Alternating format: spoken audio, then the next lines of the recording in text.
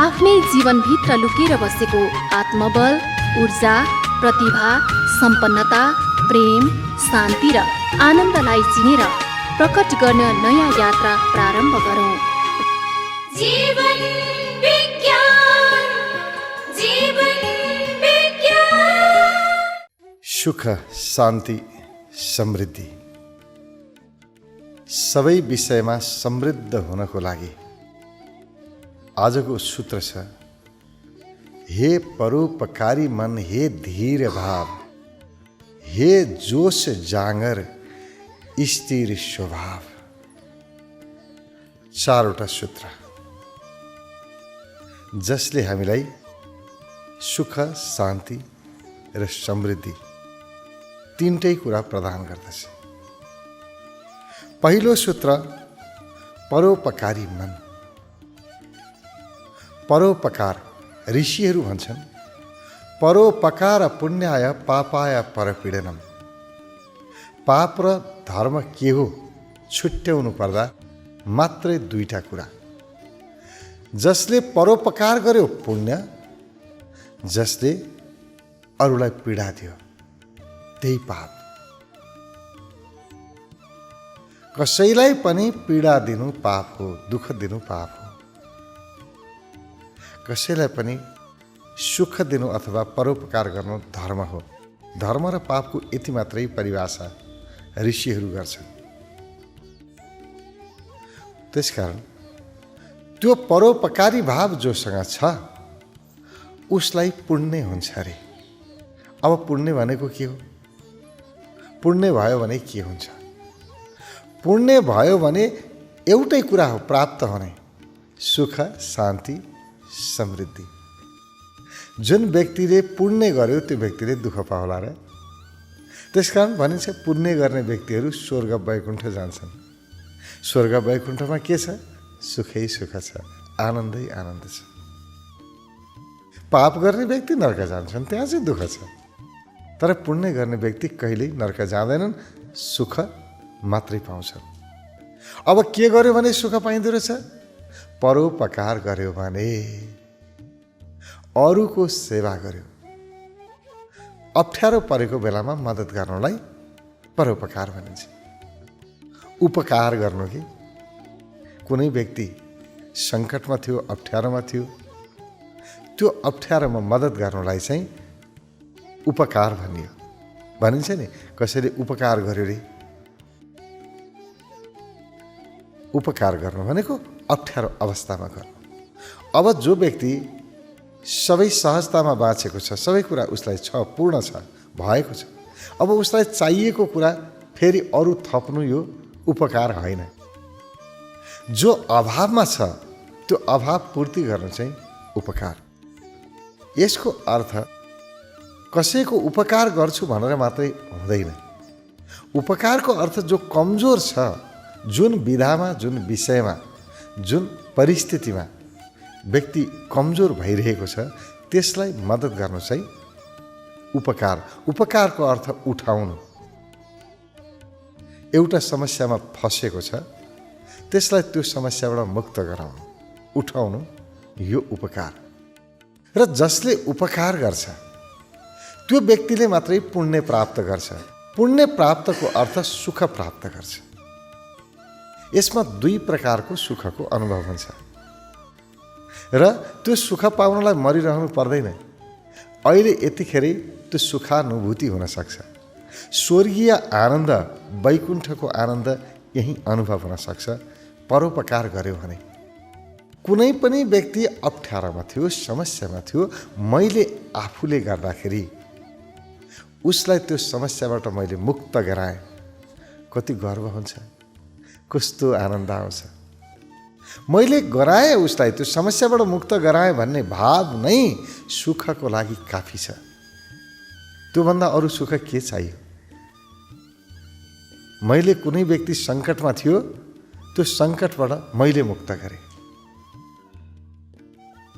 त्यति मात्रै अनुभवमा आयो। गदगद हुन्छ व्यक्तिको मन, प्रफुल्लता आउँछ, खुसी आउँछ। त्यति नै काफी छ, त्योभन्दा बढीको आश नगरे हुन्छ। जुन आनन्द आयो कसैलाई कसैको परोपकार गरेर त्यही काफी छ। मैले परोपकार गरेँ त्यस बाबत मलाई गर्व भयो, आनन्द आयो, पुगिहाल्यो नि, परिणाम आइहाल्यो नि, तत्क्षण परिणाम आयो। अर्को परिणामको आशा नगरे हुन्छ। जसले अर्को चाहिँ परिणामको आशा गर्छ फेरि त्यो दुःखमा फस्छ। मैले यसको परोपकार गरेँ, अब यसले चाहिँ मलाई के गर्छ हेरौँ, यसबाट पनि त चाहियो नि त। त्यो चाहिँ व्यापार भयो, लगानी भयो।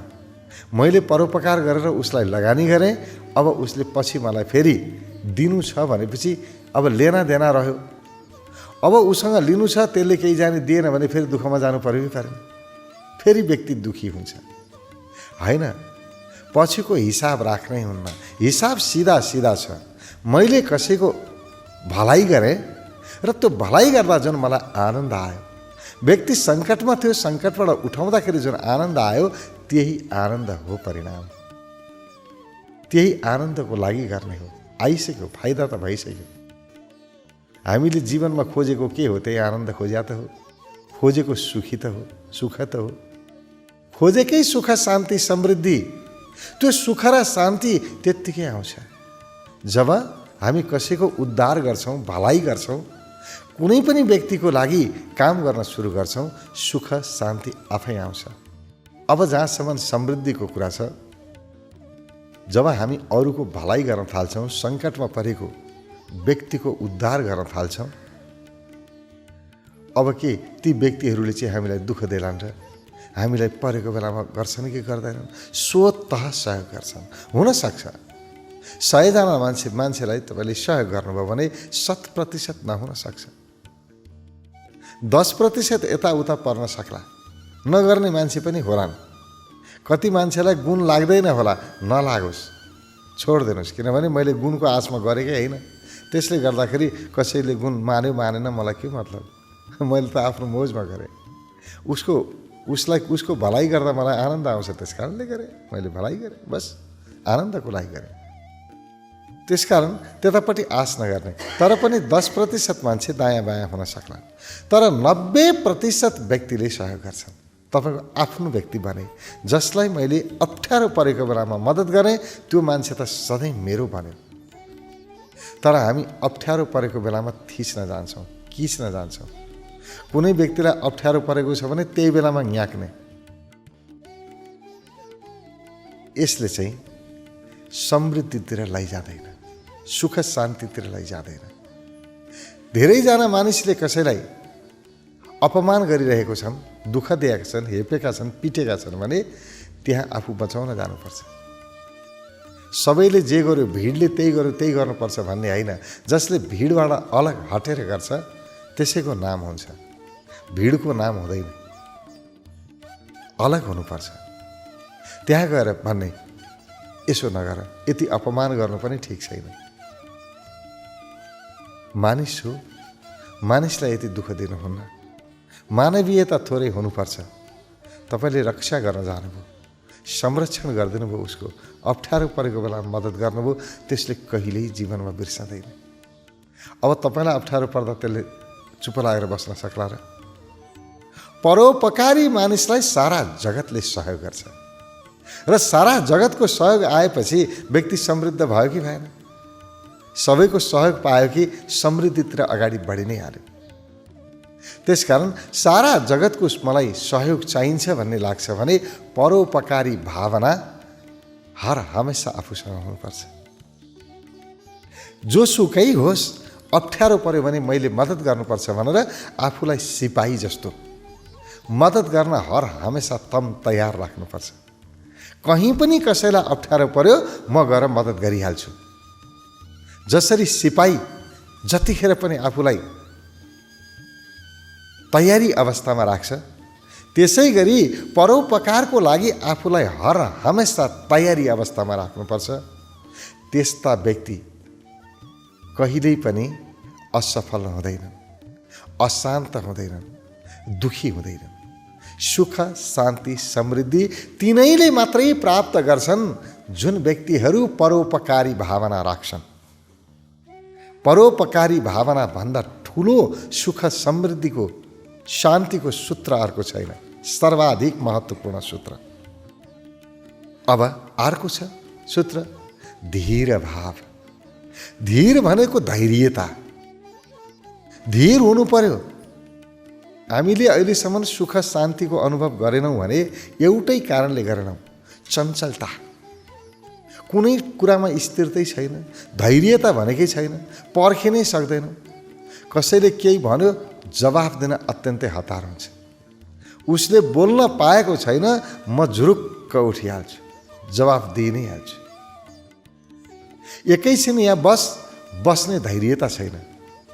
केही काम गर्यो त्यसको परिणाम आउँदैछ, त्यो परिणामलाई पर्खिने धैर्यतै छैन। कति हतार होला। कहीँ गएर पनि स्थिरता हामीमा छँदै छैन। त्यो धीर भाव हामीसँग छैन। जबसम्म त्यो धीरता छैन तबसम्म कहाँको सुख, कहाँको शान्ति। किनभने शान्त हुनको लागि, सुखी हुनको लागि एकछिन बस्नु त पर्यो नि। दौडेको दौडै छ, हिँडेको हिँडै छ, अनि लौ न मैले दुःख पाएँ भन्छ।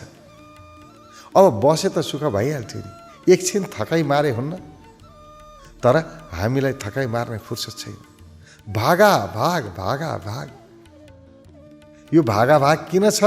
हाम्रो मन भागिरहन्छ कि मनमा धैर्यता छैन। मनको अधैर्यताले गर्दाखेरि शरीरलाई पनि त्यसै गरी भगाउँछ। कहिल्यै शान्तसँग बस्न सक्दैनौँ। हामी सुतेको बेलामा पनि शान्त हुँदैनौँ। उल्टी पल्टी फर्की दुनियाँ चलिरहन्छ। अशान्त छ नि मन। अशान्त मनले जतिखेर पनि अशान्ति नै लिएर आउँछ, चाहे शारीरिक चाहे अरू कुनै पनि अवस्था। मन मूल हो नि, मन ड्राइभर हो। मनले चलाउँछ शरीरलाई, सबै कुरा मनले चलाउँछ। यो मनलाई धैर्यतामा लिएर आउनुपर्छ। जहाँ मन धीर भयो, त्यो धीर स्वभाव हाम्रो गहना हो, जसले व्यक्तिलाई सुन्दर बनाउँछ। अधैर्य व्यक्तिलाई कसले मन पराउँछ र? जो धीर स्वभावको छ सबैले त्यस्तालाई रुचाउँछन्। सबै मानिसले धैर्यवान व्यक्तिलाई सहयोग गर्छन्, धीर स्वभावलाई सहयोग गर्छन्। र सुख, शान्ति, समृद्धि तीनटै कुराको लागि धैर्यता अत्यावश्यक छ। धैर्यतै छैन भने न सुख, न शान्ति, न समृद्धि केही पनि पाइँदैन। धैर्य, धीर भाव अत्यन्तै जरुरी छ। त्यसकारण यो परोपकारी भाव, यो धीर भाव पुज्न योग्य छ, पूजा गर्न योग्य छ। यदि पूजा गर्नु छ, प्रार्थना गर्नु छ, वन्दना गर्नु छ, भक्ति गर्नु छ भने आफूभित्रको परोपकारी भाव र यो धीर स्वभावलाई पूजा गरौँ, यसको भक्ति गरौँ, बार बार यसको याद गरौँ, यसैको मन्त्र जपौँ। व्यक्तिले खोजेको मूल खोज सुख, शान्ति, समृद्धि प्राप्त गर्छ। अर्को सूत्र छ जोश जाँगर। हामीमा त्यो एउटा कुनै पनि कर्मप्रति उत्साह हुन्छ नि, जोश। त्यो जोश नै छैन। धेरै मानिसलाई हेऱ्यो युवा अवस्थामै जोश मरिसक्यो। अचेलको मान्छे हेर्दाखेरि अचम्म लाग्छ। 20-22 वर्षको मानिस छ, जोशको हिसाबले हेऱ्यो, उत्साहको हिसाबले हेऱ्यो भने वृद्ध जस्तो लाग्छ। त्यही भएर म पटक पटक भन्ने गर्छु, यहाँ धेरै मानिसहरू आउनुहुन्छ ध्यान गर्नको लागि। कति मानिसहरू जोशमा छन्, कतिमा जोश छँदै छैन। त्यसकारण म भन्ने गर्छु 60-70 वर्षका युवाहरू अनि 20-22 वर्षे बुढाहरू। 20-22 वर्षको उमेरमै बुढो भयो, जसमा जोश जाँगर छैन त्यो त बुढो भइहाल्यो नि। होइन भने युवामा त जोश हुनुपर्छ। र 60-70 वर्षका जोशिलाहरू प्रशस्त छन्, युवाहरू। तर अहिलेको मानिसहरूमा, युवाहरूमा त्यो जोश कम हुँदै गएको छ। अहिलेको वातावरण, खानपान, रहनसहन, दिनचर्या सब गडबड छ। व्यक्तिलाई उमेरै नपुगिकन बुढो बनाउने प्रकारका व्यवस्थाहरू छन् बाहिर। खानपानहरू छन्, रहनसहन छ। त्यसैले व्यक्ति बेलै नभइकन बुढो भएको छ। जोस हुनुपर्छ, जाँगर हुनुपर्छ, केही गर्ने उत्साह हुनुपर्छ। किनभने हामीलाई प्रगतितिर लैजान्छ त्यही उत्साहले, त्यही जाँगरले। जुन व्यक्तिसँग जोस जाँगर छैन त्यो व्यक्तिको समृद्धिको कुरा गरेर के गर्नु? त्यो समृद्ध हुन सक्ला र? जोस जाँगरै छैन जोसँग, जोस जाँगर उठाउने गुण छैन, त्यो व्यक्ति कसरी समृद्ध हुन सक्छ? समृद्ध बन्नको लागि जोस जाँगर अनिवार्य चाहिन्छ। र जो जोसिलो छ, जाँगरिलो छ, त्यही व्यक्ति मात्रै शान्त पनि हुन सक्छ, त्यही व्यक्ति मात्रै सुखको अनुभव गर्न सक्छ। त्यसकारण सुख, शान्ति, समृद्धि तीनटै कुराको लागि जोस जाँगर अत्यावश्यक छ। हेर्ने ल मसँग जोस जाँगर छ कि छैन? छैन भने जोस जाँगर के गर्दाखेरि आउँछ? उपाय गर्ने। र यी सबै गुणहरू जति पनि हामी गुणका चर्चा गरिरहेका छौँ, म त बार बार भन्छु यी गुणहरू नै, यी सद्गुणहरू नै हाम्रा देवताहरू हुन्, हाम्रा भगवानहरू हुन्। पुज्न योग्य कोही छ भने, प्रणाम गर्न योग्य कोही छ भने यी गुणहरू मात्रै हुन्। यिनै गुणहरू हुन् सुखदाता, सफलता प्रदायक, आनन्ददायक, सफलता प्रदायक। यिनै गुण मात्रै हुन्, अरू कोही पनि छैन। हाम्रा गुणभन्दा बाहेक हामीलाई कसैले पनि सुख, शान्ति, समृद्धि दिनै सक्दैन, असम्भव हुनै सक्दैन। अब मसँग जोस जाँगर पटक्कै छैन अनि कसैले मलाई सुख, शान्ति, समृद्धि दिन सक्छ र? मलाई समृद्ध बनाउन सक्छ र? समृद्ध मलाई बनाउँछ भने मेरो जोस जाँगरले बनाउँछ। अर्काको जोस जाँगरले त उसैलाई समृद्ध बनाउँछ नि, मलाई बनाउँछ र? जोसँग जोस जाँगर छ उही समृद्ध हुन्छ, म कसरी हुन्छु र? जोस जाँगर मसँग हुनु पर्यो। त्यो उठाउनको लागि एउटै मात्रै विकल्प, निर्विकल्प रूपमा ध्यानको अभ्यास गर्नै पर्छ। भएन भने जोस जाँगर उठ्दैन। के गर्दाखेरि आफूभित्रको जोस जाँगर उठ्छ त्यसको लागि प्रयत्न, प्रयास, बुद्धि सब खर्च गर्नुपर्छ। तर यी गुणहरू हुनुपर्छ। परोपकारी भाव, धीर स्वभाव, जोस जाँगर अनिवार्य रूपमा चाहिन्छ। यी गुणहरू हुन्, यी गुणले व्यक्तिको जीवनलाई वैकुण्ठ बनाउँछ। जानु पर्दैन वैकुण्ठ, वैकुण्ठ जाने होइन बनाउने हो। कसैले बनाएको वैकुण्ठमा गएर के गर्नुहुन्छ? अर्काले बनाएको उसको वैकुण्ठ उसको हो नि, अर्का घरमा गएर कोही खुसी होला र? जतिसुकै राम्रो व्यवस्था भए पनि अरूको घरमा गएर अरूको व्यवस्थामा बसेर कोही व्यक्ति सम्मानित हुन सक्दैन, खुसी हुन सक्दैन। अर्काको घरमा गएर बस्ने मान्छेलाई त नेपालीमा एउटा भनाइ छ, भन्दाखेरि चित्त दुख्ला। तर अब त्यही भन्छन्, अरूले भन्या सुनेर मैले भन्या हो, भतुवा भन्छन्। अर्काले बनाएको वैकुण्ठमा गएर बस्ने व्यक्ति त भतुवा भइहाल्यो नि।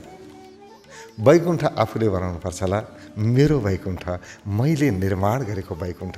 जुन व्यक्तिभित्र यी सद्गुणहरू छन् त्यो व्यक्ति त वैकुण्ठ बनायो उसले। ऊ जानु पर्दैन, ऊ जहाँ जान्छ त्यही वैकुण्ठ हुन्छ। ऊ जहाँ छ त्यही वैकुण्ठ। ऊ वैकुण्ठ जाँदैन, वैकुण्ठ बन्छ, आफै बन्यो वैकुण्ठ। वैकुण्ठको अर्थ कुण्ठा नभएको अवस्था, जहाँ कुण्ठा छैन, वैकुण्ठ। त्यो वैकुण्ठ कसले बनाउँछ? हामी भित्रका सद्गुणहरूले बनाउँछन्। गुण चाहिँ छैन, अवगुणै अवगुण छ, अनि भगवानको पूजा गरेर मात्रै कोही वैकुण्ठ जान्छ र? असन्तोषी मन छ, अराजक मन छ, कसैको परोपकार गर्नै जाने छैन, अस्थिर स्वभाव छ, जोस जाँगर रत्ती पनि छैन, त्यस्तो व्यक्ति वैकुण्ठ नै गयो, कसैले बनाएको वैकुण्ठ नै गयो भने पनि त्यो वैकुण्ठलाई नर्क बनाउन धेरै दिन लाग्दैन। बनाइदिन्छ त्यसले त नर्क। किनभने नर्क बनाउने साधन त बोकेर हिँडेको छ, अनि के गरोस्? त्यसकारण हाम्रो जीवनलाई वैकुण्ठ बनाउने यी गुणहरू हुन्। के गुण हुन्? परोपकारी मन, मन परोपकारी हुनैपर्छ। ये धीर भाव, धैर्यता चाहिन्छ, धीर स्वभाव चाहिन्छ र जोस जाँगर चाहिन्छ। अर्को छ सूत्र स्थिर स्वभाव। जस्तो धीरताको कुरा गरियो, धीरताको अर्थ हुन्छ धैर्यता। स्थिर स्वभावको अर्थ हुन्छ कुनै पनि कुरामा चञ्चलता छैन। अब धीर स्वभाव र चञ्चलतामा फरक छ। धीर स्वभाव भनेको हरेक कुरालाई प्रतीक्षा गर्न सक्ने, परिणामलाई प्रतीक्षा गर्न सक्ने क्षमता। स्थिर स्वभाव भनेको स्थिरताको विपरीत चाहिँ हुन्छ अस्थिरता के चञ्चलता। जेमा पनि चञ्चलता। यहाँ प्रतीक्षा नप्रतीक्षाको कुरा रहेन, परिणाम अपरिणामको कुरै रहेन। जतिखेर पनि चञ्चलता, काम गर्दा नि चञ्चलता, परिणाममा पनि चञ्चलता, जे गरे पनि चञ्चलता। त्यो स्थिरता त छँदै छैन। काम गरिराखेको छ, आरामसँग काम गर्ने हुन्छ नि। जस्तो काम पछाडि एउटा परिणाम आउँछ, काम गरेपछि एउटा परिणाम त आउँछ नै। त्यो परिणामलाई पर्खौँ भनेर पर्खिनु धीर स्वभाव हो। अनि त्यो परिणामप्रति त मतलबै छैन। अब परिणामको कारणले अस्थिर भएको होइन कि त्यत्तिकै अस्थिर छ। के कारणले अस्थिर भयो नै थाहा छैन। अब अर्कोलाई त थाहा थियो म परिणाम कतिखेर आउला भनेर अत्तालिराखेको छु, एउटा कारण थियो। तर यसलाई त के भयो, यो अस्थिर स्वभावलाई त के भयो, परिणाम सरिणाम मतलब छैन। अस्थिर छु, किन अस्थिर छु त्यो पनि थाहा छैन। म कति मान्छेलाई हेरौँ, अब मन दुखी छ, मनमा नकारात्मक विचारहरू आइरहेको छ। किन आए नकारात्मक विचार थाहै छैन। किन म चञ्चल छु, अस्थिर छु थाहै छैन। म दुखी भइरहेको छु, किन दुखी भए नै थाहा छैन, कारण नै थाहा छैन। अकारण दुःख, अकारण चिन्ता। चिन्ता गर्नुपर्ने यसो हेऱ्यो केही कारण देखिँदैन, तर पनि मनमा चिन्ता चल्छ। नकारात्मक विचार मनमा आउनुपर्ने कारण त छैन, तर पनि आइरहन्छ। आफ्नो नियन्त्रणमै छैन, सब अनियन्त्रित भयो। यो चाहिँ अस्थिरता। अस्थिरता भनेको पुरै परिस्थिति नियन्त्रण बाहिर जानु। परिस्थिति होइन, मनस्थिति नियन्त्रण बाहिर जानु। मेरो मन मेरो नियन्त्रणमा छँदै छैन, अत्यन्तै चञ्चल छ, आफै हुन्छ। विचार चलिरहेका छन्, विचार त मैले गर्नको लागि हो नि। प्रत्येक व्यक्तिसँग विचार गर्ने क्षमता छ। कुनै पनि विषयलाई विचार विश्लेषण गर्ने, ठिक बेठिक के हो बुद्धि लगाउने क्षमता छ। अब भएको क्षमता त आफूले प्रयोग गर्नुपर्ने हो नि। विचार त मैले गर्नुपर्ने हो नि, तर मैले विचार गरेको छैन, विचार आफै भइरहेको छ। मैले मनमा कुरा खेलाएको होइन, आफै खेलिरहेको छ। नियन्त्रण बाहिर छ। मैले कुनै पनि विषयमा चिन्तन गर्नुपर्ने हो, तर चिन्तन भएको छैन, यहाँ चिन्ता चाहिँ भएको छ। उल्टो यो हो अस्थिर स्वभाव। त्यसकारण गुण सद्गुण के हो, स्थिर स्वभाव। जसको यो अस्थिरता हट्यो, स्थिर हुन थाल्यो, त्यो स्थिर स्वभाव विकास भयो, जसमा त्यो व्यक्ति सुख शान्ति समृद्धिमा प्रवेश गर्छ। सुख शान्ति समृद्धिमा प्रवेश गर्नको लागि हाम्रो चञ्चलता त नियन्त्रणमा आउनै पर्छ। स्थिर स्वभाव त हुनै पर्छ, उपाय छैन अरू। मेरो मन नाच्दै के सोचेको छु भन्ने आफैलाई थाहा छैन, त्यस्तो व्यक्तिले न सुखको अनुभव गर्छ, न शान्तिको, न प्रगतिको, केही पनि गर्न सक्दैन। त्यस्तो व्यक्तिको समृद्धि धेरै टाढा भयो। मन नै नियन्त्रणमा छैन, के गर्ने भन्ने नै थाहा छैन, के विचार आइराखेको छ थाहा छैन, चिन्ता भयो किन चिन्ता भयो नै थाहा छैन, मनमा नराम्रो विचार आयो किन आयो नै थाहा छैन, आइराखेको छ बस। त्यस्ता व्यक्तिहरू सुख शान्ति समृद्धिमा प्रवेश गर्न सक्छन्। त्यसकारण सुख शान्ति समृद्धिको लागि स्थिर स्वभाव अनिवार्य छ। यो स्थिर स्वभावको आराधना गरौँ, पूजा गरौँ, प्रार्थना गरौँ। यो स्थिर स्वभाव मलाई पनि होस्, यो स्वभाव ममा पनि आओस्। जब तपाईँ त्यसको ध्यान गर्न थाल्नुहुन्छ, त्यो भावको, स्थिरताको, त्यसको पूजा प्रार्थना गर्न थाल्नुहुन्छ, त्यही रङ सर्छ। आफू बिस्तारै बिस्तारै त्यस्तै भइन्छ। जसले जसको ध्यान गर्छ त्यस्तै हुन्छ कि कति ठाउँमा देखिन्छ नि, एउटा गुरुले एउटा विधि सिकायो, गुरुले जस्तो वेशभूषा बनाएको छ चेलो पनि त्यस्तै बनाउँछ। गुरुले दाढी पालेको छ भने चेलो पनि पाल्न थाल्छ। गुरुले जसरी बोल्यो त्यसै गरी बोल्न थाल्छ। किन त्यस्तो हुन्छ? रङ सर्छ। जसको हामी ध्यान गर्छौँ, जसको याद गर्छौँ त्यस्तै हुन्छ। भगवान पनि हेर्नुहोस् न, जुन भगवानको पूजा गर्छ वेशभूषा मान्छेले त्यही भगवानको जस्तो बनाउँछ। अब भगवान विष्णुका पूजकहरू जसले पूजा गर्छन् उहाँहरूको टीका लगाउने तरिकाहरू भगवान् विष्णुले जस्तो लगाउनुहुन्छ टीका, जस्तो उहाँको वेशभूषा छ त्यस्तै बनाउँछ। भगवान् शिवका पुजारीहरू हेर्नुहोस्, भगवान् शिवले जस्तो टीका लगाउनुहुन्छ, जस्तो वेशभूषा बनाउनुहुन्छ, तिनीहरू पनि खरानी त्यसरी त्यस्तै हुन्छ। जसको हामी ध्यान गर्छौँ, जसको बार बार याद गर्छौँ त्यस्तै हुन्छौँ। त्यसकारण यो स्थिर स्वभावको चाहिँ याद गरौँ, यसको चाहिँ ध्यान गरौँ, हामी पनि स्थिर भइहाल्छौँ। ऊ जस्तो छ हामी त्यस्तै हुन्छौँ, जसको ध्यान गरौँ त्यस्तै हुन्छौँ। त्यसकारण ध्यान गर्न योग्य, पूजा गर्न योग्य, प्रार्थना गर्न योग्य को हो? एउटा परोपकारी भाव, यो पूजा गर्न योग्य छ। यो गुण आफूमा बनाऊ, धीर स्वभाव अनि जोश जाँगर अनि स्थिर स्वभाव। यी चारवटा गुणहरू हाम्रो जीवनको लागि वरदान हुन्। यिनै हाम्रा भगवान हुन्। यसद्वारा सुख, शान्ति, समृद्धि अहिले यही यतिखेरै प्राप्त हुन्छ। अध्यात्म र व्यवस्थापन, मानव मनोविज्ञान, सनातन र नवीनतमको सङ्गम जीवन विज्ञान, सनातन र नवीनतमको सङ्गम जीवन विज्ञान।